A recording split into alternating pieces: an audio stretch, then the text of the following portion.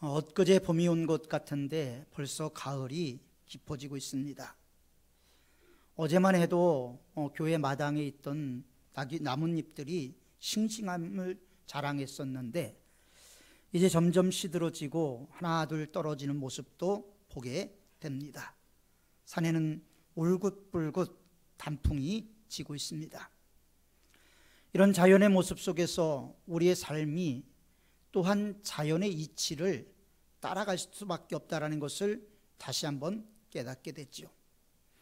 그래서 마르크스와 아울레리우스라는 로마의 황제는 인간의 영혼은 나무의 잎사귀와 같으니 어제는 영화롭고 오늘은 떨어져 날린다 라고 이야기를 했습니다. 또한 영국의 시인이었던 레미 구르몽이라는 시인은 가까이 오라, 우리도 언젠가는 가련한 낙엽이리라. 가까이 오라, 밤이 오고 바람이 분다. 이런 시를 쓰기도 했습니다. 오늘 우리는 종교개혁 503주년을 맞이했습니다.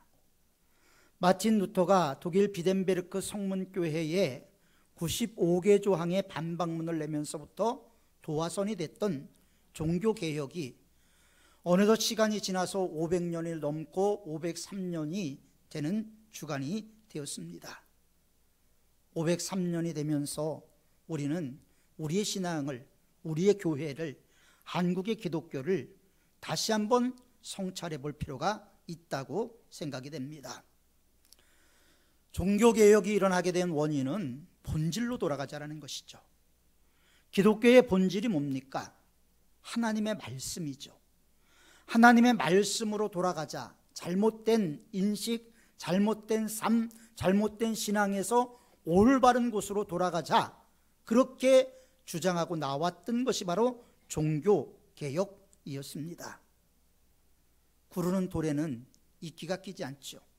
그러나 구르지 않는 돌에는 이끼가 끼게 되어 있습니다. 기독교 신앙 역시도 시대에 따라서 하나님의 말씀을 대한 빛을 내지 못할 때 덕지덕지 너겁이 붙게 되고 덧붙여지는 것이 있어서 신앙의 구실을 못할 때가 생기게 되는 것입니다.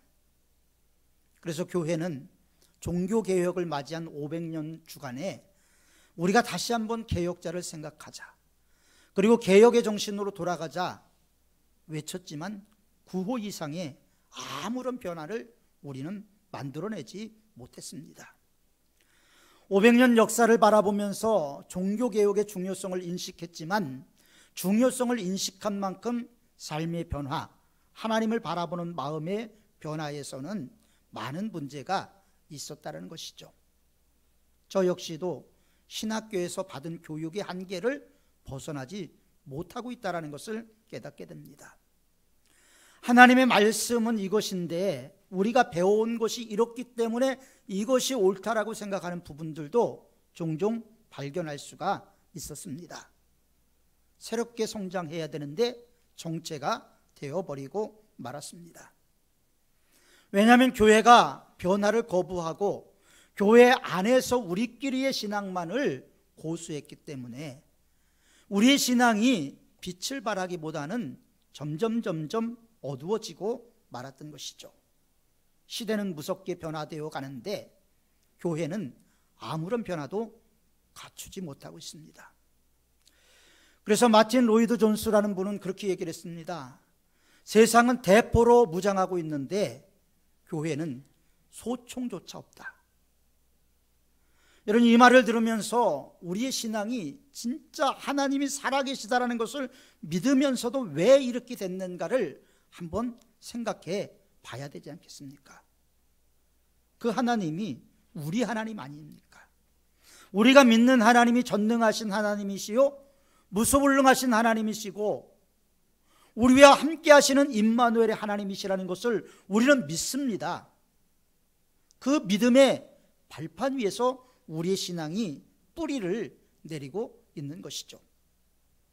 종교개혁을 맞이해서 우리는 새롭게 다시 한번 변화를 시도할 필요가 있습니다. 자기 반성 없이는 개혁이라는 것이 존재하지 않게 되죠. 내 스스로를 돌아보지 않는데 어떻게 잘못된 부분을 고칠 수 있겠습니까? 그래서 성경을 통해서 우리가 배워야 될 것은 우리가 무엇을 개혁해야 될 것인가? 첫 번째로 우리의 마음을 개혁해야 됩니다. 심리학에서는 인간의 마음을 헤아릴 수가 없다. 인간의 마음이라는 것을 쉽게 단정 지을 수가 없다라고 이야기를 합니다. 왜냐하면 사람의 마음은 우리가 보는 현상만 갖고 이해할 수가 없기 때문입니다.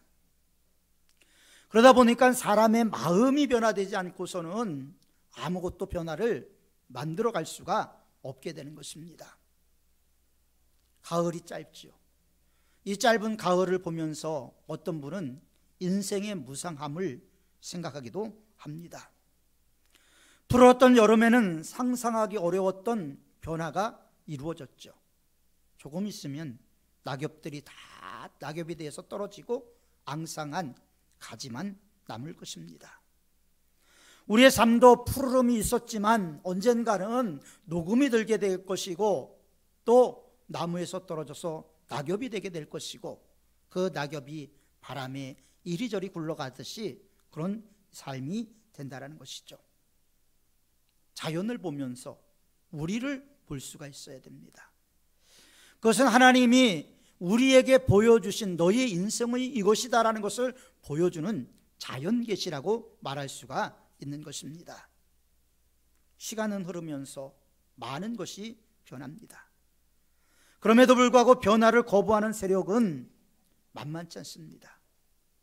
오늘날 교회와 군대와 공무원 세 군데가 가장 변화를 거부한다고 이야기합니다. 오늘 이 세상은 무섭게 변화되고 있죠. 우리가 상상할 수 없는 변화를 이루어가고 있습니다.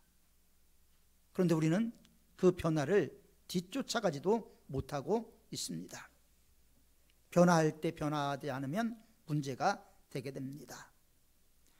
봄에 꽃이 피죠. 꽃이 피고 꽃이 떨어져야지 열매를 맺습니다. 그런데 꽃이 떨어지지 않고 계속 달려있다면 그럼 어떻게 되겠습니까? 열매를 맺지 못하게 되는 것이죠. 언젠가 이상 기온 때문에 겨울에도 진달래가 폈다라는 그런 뉴스가 있었습니다. 그러면 우리가 그 핀 진달래를 바라보면서 진짜 아름답구나 이렇게 생각하지 않잖아요. 왜냐하면 참 이상한 꽃이네. 왜 겨울에 꽃이 피고 난리야. 또 다른 면으로는 잘못된 기후 탓에 바로 진달래가 겨울에 피었구나 이런 생각을 하잖아요. 그것과 마찬가지로 계절에 맞게 모든 것이 변화되어 가는 것처럼 기독교도 이 시대에 맞는 모습으로 복음의 정신으로 새롭게 무장될 필요가 있다는 것입니다. 사도 바울은 내가 복음을 부끄러워 아니하노니 이 복음은 모든 믿는 자에게 구원을 주시는 하나님의 능력이라고 말을 했습니다. 그러니까 복음은 구원에 이르는 하나님의 능력인 것이죠. 그렇기 때문에 우리는 이 시대에 다시 한번 복음 정신으로 무장되는 마음이 있어야 한다는 것입니다. 우주의 중심적인 존재이신 그 하나님을 따라서 우리는 때에 따라서 새로운 모습으로 변화되어야 하는 것입니다. 사람이 변하지 못하면요, 하나님의 뜻을 따르지 못합니다. 하나님의 뜻을 따르려면 우리는 바뀌어야 됩니다. 그래서 하나님의 뜻이 무엇이냐에 대해서 호세아 선지자는 이렇게 말을 했습니다. 지금이 곧 여호와를 찾을 때니 너희 묵은 땅을 기경하라. 지금이 여호와를 찾을 때다. 내일이 아닙니다. 모레가 아닙니다. 오늘 지금 이 순간이 여호와를 찾을 때라고, 그걸 간절히 찾아야 된다라고 호세아는 우리에게 외치고 있는 것입니다. 성경은 우리들의 마음이 묵은 땅이라는 거예요. 묵은 땅. 묵은 땅이라는 건 뭡니까? 딱딱한 땅이 됐다라는 거예요. 부드러운 땅이 되어야 되는데 딱딱한 땅이 돼서 하나님의 말씀이 깊게 뿌리를 내리지 못한다는 것입니다. 사람의 변화라는 것은 내 마음으로부터 시작이 되죠. 많은 사람들이 변화를 좋아하지요. 오늘날 특히 변화라는 것은 대유행처럼 다가오고 있습니다. 그래서 자기 외모를 바꾸기 위해서 성형을 합니다.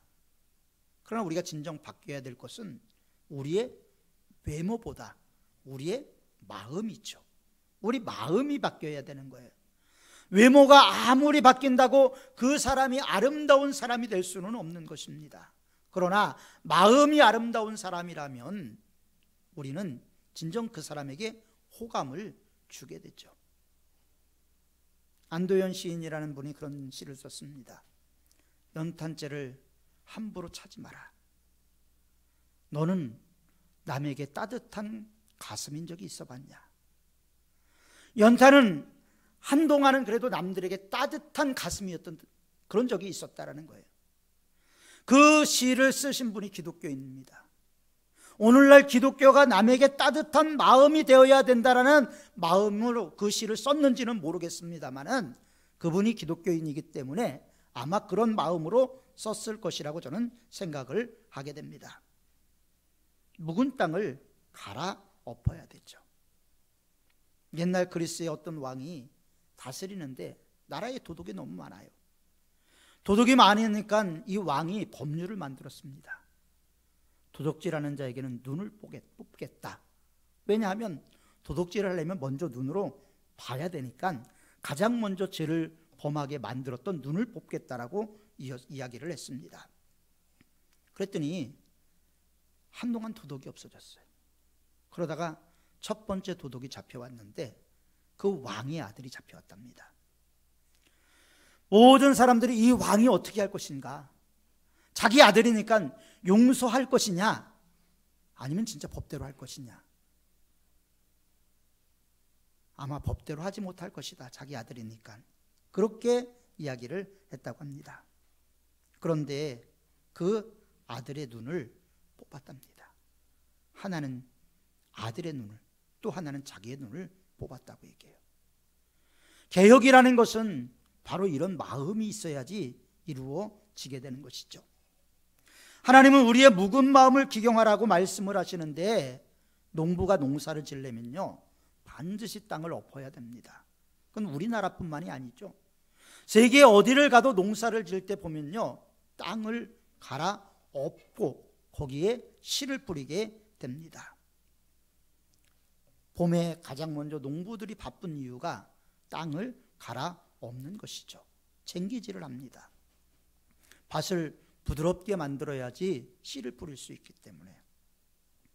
그것과 마찬가지로 우리의 마음이 부드러워지고 우리의 마음이 하나님의 말씀을 사모하면 사모할수록 우리들의 마음속에 하나님의 말씀이 살아서 역사하게 되는 겁니다.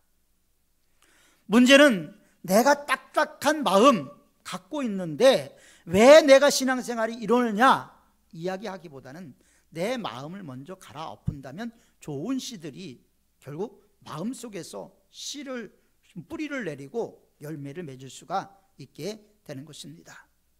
그래서 농사에 성공하려면요 먼저 땅이 좋아야 됩니다. 땅. 농사를 져보신 분들은 잘 알지요. 땅이 좋아야 됩니다. 그래서 좋은 땅은 더 비싸죠. 그 다음에 종자가 좋아야 됩니다. 종자가. 저는 어렸을 때 이 농사를 짓는 집에서 태어나다 보니까 벽실을 갖고 물에다 띄워놓는 걸 봤어요. 물속에다 띄워놓으면 축정이들은 다 떠오릅니다. 그럼 다 걷어내고 그 가라앉아 있는 알곡을 갖고 모짜리를 만들죠. 모짜리를. 그만큼 좋은 씨가 되어야 된다라는 거죠. 그 다음에 세 번째로 농사꾼의 정성 어린 땀방울이 있어야 되는 거예요. 땀방울이 없이 열매 맺혀지지 않습니다. 때에 따라서 농약도 줘야 되고 풀도 뽑아줘야 되고 얼마나 많은 농사에 잔손이 가는지 모릅니다. 그러니까 농사를 짓는다라는 것은 계속해서 손이 가는 일이죠. 우리가 단순히 요즘은 쉽게 쌀을 사서 그 쌀을 갖고 밥을 해 먹지만 농사꾼이 그 쌀을 만들기까지는 88번의 손이 간다는 얘기가 있어요.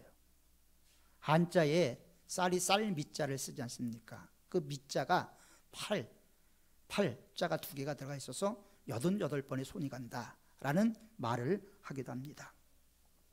이렇게 우리의 묵은 마음도 기경되어야 되겠지만 좋은 종자와 또 좋은 농군이 있어야지 좋은 열매를 맺게 되는 것이죠. 그것은 하나님, 또 하나님의 말씀을 대언하는 목회자, 그리고 여러분 모두가 하나가 될 때 이루어진다는 것을 우리는 알 수가 있게 되는 것입니다. 이것이 우리의 묵은 마음을 새롭게 하는 일이죠. 하나님께서 기뻐하시는 삶을 살아가기 위해서는 우리의 마음이 바뀌어야 된다. 묵은 마음이 새 마음으로 바뀌어야 된다. 그런데 많은 사람들이 세상 재미에 빠져 있어요. 세상은 무섭게 변화됩니다. 너무나 재미있는 것들이 많은 세상을 우리는 살아가고 있지요. 하나님을 사랑하고 하나님을 따라가려고 하는 마음보다 세상의 유혹이 더 큰 시대를 살아가고 있는 거예요. 이런 시대의 신앙을 갖고 있다는 것은 참 훌륭한 일입니다. 지조가 있는 거죠. 지조 있는 신앙이 있기 때문에 또 여러분들이 이 자리에 나온 거예요. 왜? 아이고, 우리가 즐길 수 있는 것이 얼마나 많이 있겠습니까? 모처럼 쉬는 날 영화관도 좀 가보고 싶고, 가족끼리 좀 바람도 쐬러 가고 싶고, 그럼에도 불구하고 여러분들이 이 자리에 나왔다는 것은 하나님을 사랑하는 그 마음이 없었다면 이 자리에 절대 나오지 못했을 겁니다. 세상 유혹이 그렇게 강하게 다가오고 있으니까 세상 유혹을 이겨내기가 우리가 쉽지가 않죠. 그래서 하나님을 경외하는 우리지만 좀 더 하나님을 잘 경외할 수 있는 모습이 되기 위해서 때로는 하나님의 말씀으로 책망도 듣고 위로도 받고 또 세임도 얻고 우리가 그렇게 되는 것입니다. 기독교는 그 시대 사람들에게 삶의 방향과 목적을 제시해 주었습니다. 기독교는 사람들에게 삶의 가장 귀중한 것이 무엇인가, 삶의 존엄성이 무엇인가를 가르쳐 주었습니다. 종교개혁이 일어나고 나서 처음에는 개혁 정신이 강하게 역사를 했어요. 하나님의 말씀, 오직 하나님의 말씀으로. 그런데 시간이 지나면서 어떻게 됐습니까? 묵은 땅이 되어버렸어요. 묵은 땅이 되어버렸어요. 그렇기 때문에 성경은 계속해서 하나님 말씀하십니다. 모세를 부르시고 모세를 통해서 이스라엘 백성들에게 말씀하시고 또 아브라함을 통해서 이스라엘 백성들에게 교훈을 주시고 다윗과 엘리야 같은 선지자를 통해서 이스라엘 백성들에게 참다운 신앙의 모습인가를 무엇인가를 보여주었죠. 신약에서도 마찬가지입니다. 기독교는 생명의 종교라고 이야기를 합니다. 생명의 종교가 생명을 잃어버리면 그건 죽은 거죠. 복음의 정신이 우리에게 무장되지 않으면 우리가 생명력 없는 신앙생활을 할 수도 있습니다. 중세가 그랬어요. 중세 1000년 동안 가톨릭이 그렇게 해왔습니다. 성직은 매매가 되었고 성직자들은 수녀와의 관계를 통해서 사생아들을 낳고 그렇게 타락된 모습으로 중세 1000년을 보냈어요.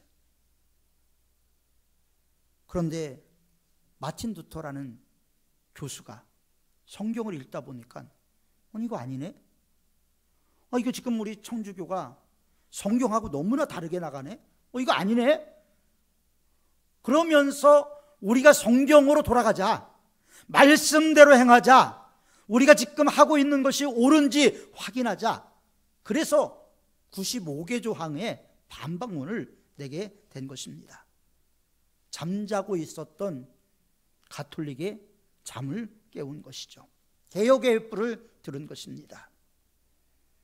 루터 한 사람의 마음의 변화가 종교개혁으로 이루어진 것이죠. 한 사람의 변화는 상당히 중요합니다. 영국 웨일즈의 부흥운동이 일어났을 때도 한 사람, 그것도 목사도 아니에요. 한 사람의 강부가 간절한 마음으로 하나님께 기도하면서부터 영국의 그 놀라운 웨일즈 운동이 일어나기 시작했다는 거예요. 이반이라는 사람의 기도를 통해서. 한 사람의 기도가 그렇게 중요한 거예요. 한 사람의 헌신이 그렇게 중요한 거예요. 한 사람의 하나님을 향한 마음이 그래서 중요한 것입니다. 유럽의 역사를 바꾸고 세계사를 바꾸는 종교개혁은 수도사 한 사람의 마음의 변화에서부터 시작이 됐습니다. 물론 개혁은 끊임없이 성경에 있었죠. 요시야 왕이 개혁을 단행했었죠. 히스기야 왕이 개혁을 단행했죠. 여호사밧 왕이 개혁을 단행했습니다. 그들은 하나님의 말씀으로 돌리기 위해서 부단히 노력을 했죠. 심지어는 행하지 않는 유월절을 성대하게 치르기도 했습니다. 이와 마찬가지로 우리 역시도 이 세대를 본받지 말고 오직 마음을 새롭게 함으로 그 다음에 변화를 받아. 무엇부터 해야 돼요? 마음을 새롭게 함으로 그 다음에 두 번째 변화를 받아. 마음을 새롭게 하고 변화를 받으면 결과가 뭔지 아십니까? 하나님의 선하시고 기뻐하시고 온전하신 뜻을 행할 수가 있다는 거예요. 이 두 가지가 전제되지 않고서는 하나님의 선하시고 기뻐하시고 온전하신 뜻은 행할 수가 없는 것입니다. 순서가 그렇습니다. 그래서 여러분들도 마음의 변화를 통해서 진짜 우리의 신앙이 빛을 발할 수 있도록, 여러분들의 신앙이 진짜 저 사람은 예수 믿는 사람이 너무나 훌륭해, 이런 소리를 들을 수 있는 저도 되고 여러분도 되시기를 주님의 이름으로 축원합니다. 두 번째, 우리 생활의 개혁이 돼야 돼. 생활의 개혁이 돼야 돼. 오직 심령으로 새롭게 되어 하나님을 따라 의와 진리의 거룩하심으로 지으심을 받은 새 사람을 입으라. 새 사람이라는 것은 삶이 달라진다는 거예요. 삶이. 저 사람은 예수 믿고 삶이 달라졌어. 저 사람은 왜 예수 믿는데 저 모양이야? 사람의 변화라는 것은요, 마음으로부터 시작되고 그 다음에 행동으로 옮겨지게 되는 것입니다. 사람이 마음을 바꾸면요, 생활이 바뀌게 돼 있어요.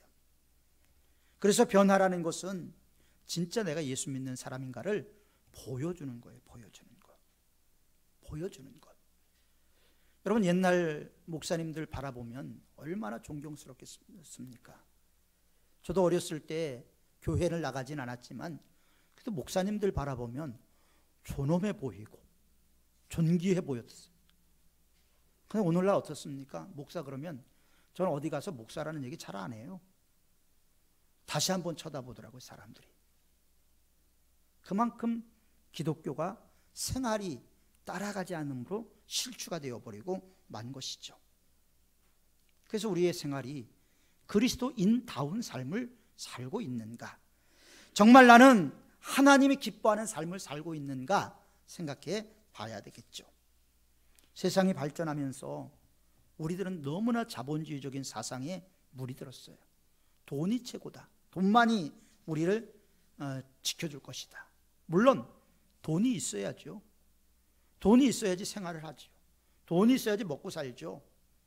그거 자체를 나쁜 것이라고 이야기할 수는 없습니다. 그러나 그것을 전부로 삼고 물질의 풍요만 안에 모든 것을 맡길 때 그 마음속에는 서서히 바알 종교가 들어오기 시작하는 거예요. 바알 종교는 그런 종교였어요. 하나님의 나라는 자본제일주의가 아니라 하나님 제일주의예요. 그래서 돈을 버는 건 나쁜 게 아니에요. 칼빈주의는요, 돈을 많이 벌으라는 거예요. 벌 수 있는 데까지 많이 벌어라. 그리고 그것을 하나님의 영광을 위해서 써라. 이게 칼빈주의입니다. 우리나라 속담에도 있잖아요. 모같이 벌어서 모같이 써라. 개같이 벌어서 모처럼 쓰라고요? 정승같이 쓰라고.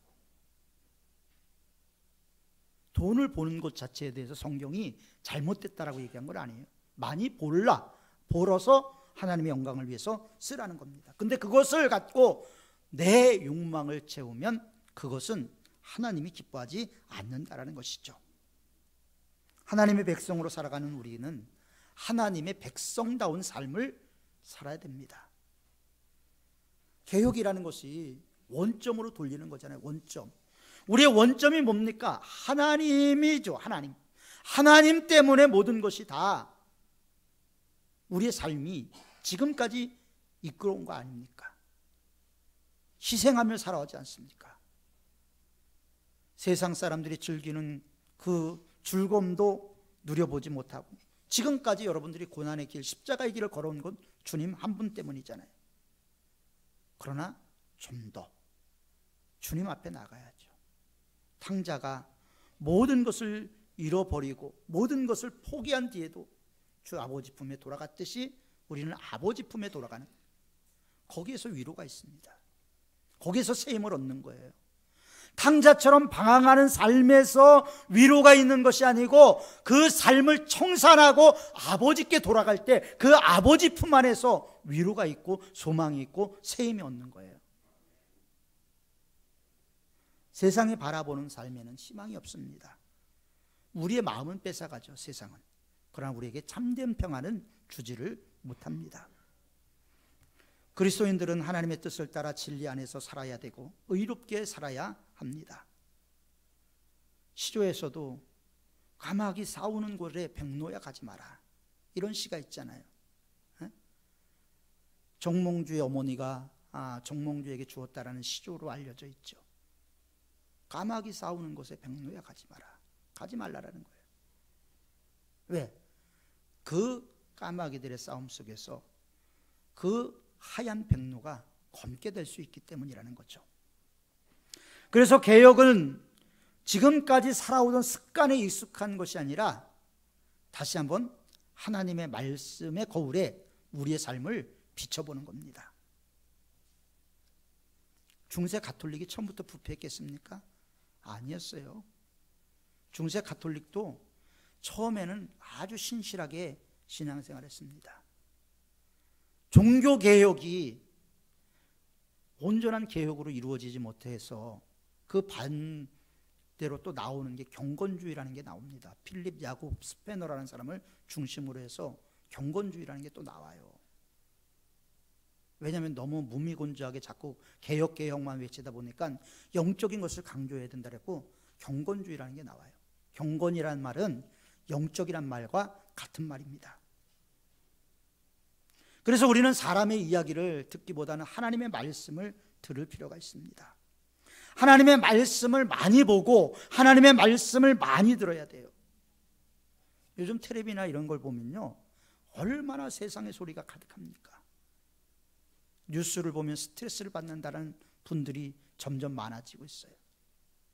세상 돌아가는 게 걱정이 된다라는 그런 분들도 많이 있습니다. 그런 소리만 따라가서는 안 되고 하나님의 음성을 들어야 돼요. 하나님의 말씀을 들어야 됩니다. 그리고 복 있는 사람은 그 말씀을 주야로 묵상하는 사람이라고, 성경을 많이 읽는 것이 아니라 한 절이라도 내가 하루에 5분이든 10분이든 계속해서 반복해서 그 말씀을 묵상해 보는 거예요. 하나님의 말씀이 내 안에 있는 것이죠. 심리학적 용어로는 각인이라고 얘기를 하는데 하나님의 말씀이 내 안에 각인이 되게 만드는 겁니다. 지금까지 우리는 좁은 문, 좁은 길을 걸어왔습니다. 그런데 그런 신앙도 잘하는 신앙생활이었지만 시간이 지나다 보면 때가 끼게 됐죠. 이물질이 묻게 됩니다. 그래서 종교개혁 기념주의를 맞이해서 우리 자신들을 다시 한번 되돌아봐야 되는 거예요. 우리 교회를 다시 한번 되돌아봐야 되는 거예요. 우리 삶이 하나님이 기뻐하시는 삶, 하나님이 원하는 삶인가? 걔도 이탈을 하진 않았는가? 잘못된 길로 가서 유턴해야 되진 않는가? 먼저 바라봐야 되겠죠. 그리고 우리 교회가 말씀의 터전 가운데 세워지고 있는가 생각해 봐야 하는 것입니다. 올바른 방향으로 가야 됩니다. 하나님의 나라를 향해서 우리가 나갈 때 나침판이 없이 나가면 안 되잖아요. 배가 항해할 때, 큰 배가 항해할 때 나침판 없이 항해합니까? 항해 지도 없이 항해합니까? 철저하게 준비를 해서 항해를 하는 거예요. 그것과 마찬가지로 우리의 신앙에 우리의 삶의 나침판 항해지도가 바로 하나님의 말씀인 이 성경이라는 것을 우리는 다시 한번 인식하고 이 말씀으로 돌아가기 위해서 힘쓰는 저와 여러분들이 되어야 하겠습니다. 하나님은 말씀 가운데서 우리를 만나시고, 말씀 가운데서 우리를 위로하시고, 말씀 가운데서 우리에게 복을 주시고, 말씀 가운데서 우리의 삶을 인도하시는 하나님이십니다. 그 하나님의 말씀 붙잡고 다시 한번 요란한 개혁이 아니라 진짜 우리의 삶에 조그만 1mm의 변화를 또 만들어 나갈 수 있는 저와 여러분이 되기를 주님의 이름으로 축원합니다. 기도하겠습니다. 하나님 아버지, 그동안 종교개혁 주일마다 우리는 거창한 개혁을 외쳐왔습니다. 그러나 지금까지 보면 교회는 하나도 개혁되지 않고 세상의 손가락질을 받고 세상의 멸시를 받는 그런 상황이 되었습니다. 기독교인들도 기독교인을 믿지 못하겠다라는 설문조사가 나오는 이 시대를 바라보면서 진정 저희들 가슴 찢고 죽게 돌아가게 하시고, 우리의 작은 변화를 통해서 우리 교회만이라도 서로의 마음속에 있는 울타리와 담이 무너지고 성령께서 하나 되게 하신 것을 힘써 지키고 사랑으로 충만한 교회가 될 수 있도록 도와 주옵소서. 주님 말씀하시면 내가 나가고 주님 뜻이 아니면 멈춰서는 우리 교회와 성도님들 다 될 수 있도록 역사하여 주옵소서. 예수님의 이름으로 기도하옵나이다. 아멘. 주신 말씀 생각하면서 찬송가 278장, 통합찬송가 336장 찬송드립니다.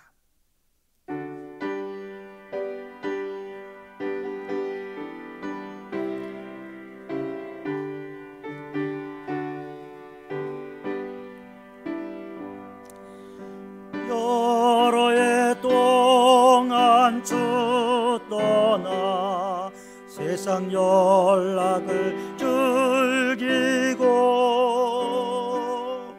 저 흉악한 죄에 빠져서 주 은혜를 잊었네. 오 사랑의 예수님, 내 맘을 곤욕니다. 곧 들어와 나와 함께 하며 내 생명이 되소서. 죄악에 죽을 인생을 심히 불쌍히 여기사 저 하늘의 영광 버리고 이 세상에 오셨네. 오 사랑의 예수님, 내 맘을 곤욕니다. 곧 들어와 나와 함께 하며 내 생명이 되소서. 홍포를 입은 구주는 가시면류관 쓰시고 저 십자가 높이 달리사 그 아픔을 참았네. 오 사랑의 예수님, 내 맘을 곤욕니다. 곧 들어와 나와 함께하며 내 생명이 되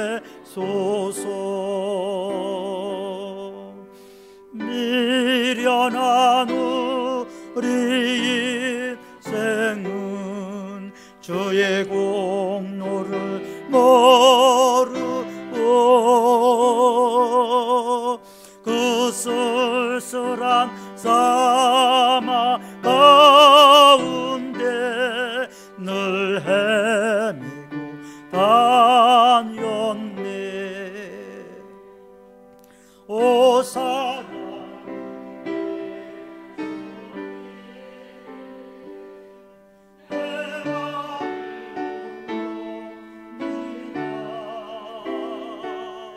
곧 들어와 나와 함께하여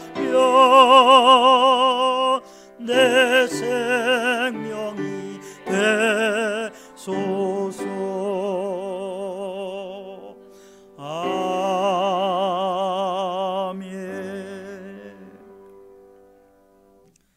11조 김예근 장로님, 이봉남 권사님,